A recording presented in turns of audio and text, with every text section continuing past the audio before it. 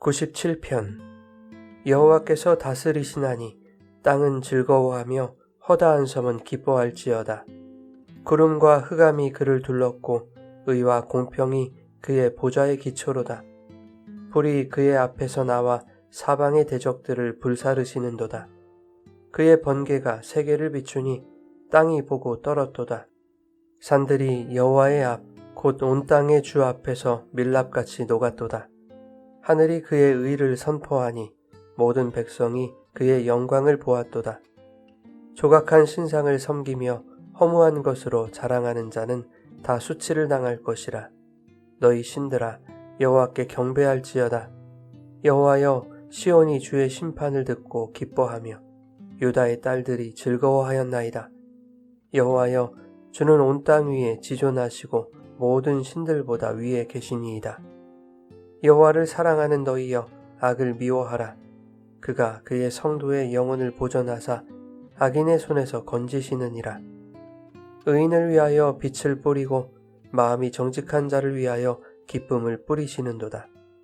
의인이여, 너희는 여호와로 말미암아 기뻐하며 그의 거룩한 이름에 감사할지어다.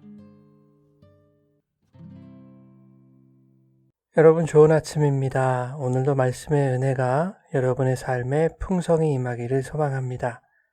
시편 97편은 여호와의 왕권을 기뻐하는 노래입니다. 바벨론 포로기를 겪은 이스라엘이 하나님의 왕되심을 고백하며 그분의 통치를 선포하는 예배의 시입니다. 본문은 하나님의 통치가 임한다는 것이 무엇을 의미하는지 생생하게 보여줍니다. 또한 하나님의 나라가 도래할 때 온 세상이 어떻게 반응하게 되는지도 우주적인 스케일로 그리고 있습니다. 시인은 1절에서 여호와께서 다스리신다 라고 선포하면서 땅은 즐거워하고 허다한 섬은 기뻐하라 라고 말합니다. 하나님의 통치는 특정 나라나 민족이 아니라 온 세계에 미치는 다스림이기 때문입니다. 온 땅과 섬들이 하나님의 통치를 기뻐할 수 있는 근거는 그분의 통치는 인간 역사에서 결여되어 왔던 의와 공평이라는 토대 위에 서 있기 때문입니다. 2절에 이렇게 말하고 있습니다. 구름과 흑암이 그를 둘렀고 의와 공평이 그의 보좌의 기초로다. 구름과 흑암은 하나님의 임재를 묘사하는 표현입니다. 출애굽기 19장에 하나님은 빽빽한 구름과 번개, 자욱한 연기와 불로 시내산에 강림하셨습니다. 구름과 연기는 하나님의 임재를 상징하는 동시에 하나님이 당신의 영광을 가리신 것을 의미합니다. 인간은 하나님의 영광 앞에 설 수 없기 때문에 하나님이 자기 영광을 가리신 것이죠. 그렇다 할지라도 하나님의 통치력은 약해지지 않습니다.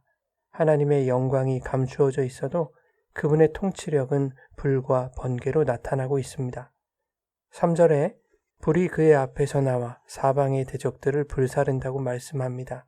또한 4절에는 그의 번개가 세계를 비추니 땅이 보고 떨었다고 말씀하죠. 그리고 6절에서는 하늘이 그의 의를 선포하니 모든 백성이 그의 영광을 보았다고 말합니다. 하나님은 우리 눈에 보이지 않는 분이지만 하나님의 통치는 세상의 불의와 거짓을 완전히 소멸시키는 능력으로 나타나며 모든 백성이 그것을 목도함으로써 하나님의 영광을 보게 될 것입니다. 7절에는 하나님 외에 다른 신을 섬긴 자들은 수치를 당한다고 말합니다. 허무한 것으로 번역된 단어는 우상을 뜻합니다.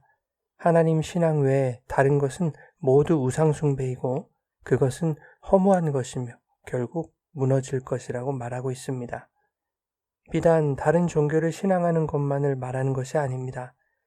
하나님을 믿는다고 하면서도 하나님보다 더 의지하고 더 두려워하고 더 사랑하고 더 중요한 가치로 두는 것, 그 모든 것이 우상을 섬기는 것이며 결국 하나님을 우상처럼 취급하는 죄인 것입니다. 반면 8절에서는 시온과 유다의 딸들, 즉 하나님의 백성은 기뻐하고 즐거워한다고 말합니다. 하나님의 통치가 임할 때 두 부류의 반응이 분명하게 갈리게 되는 것입니다. 하나님을 경외하는 자에게는 그분의 영광을 보게 되므로 기쁨과 즐거움이 찾아오고 하나님을 거부하는 자들은 허무함을 추구하다 수치를 맛보게 되는 것입니다. 10절부터는 시인의 권면이 이어집니다. 여호와를 사랑하는 너희여 악을 미워하라. 성도는 하나님을 사랑하는 사람입니다. 하나님을 사랑하면서 동시에 악을 사랑할 수 없습니다.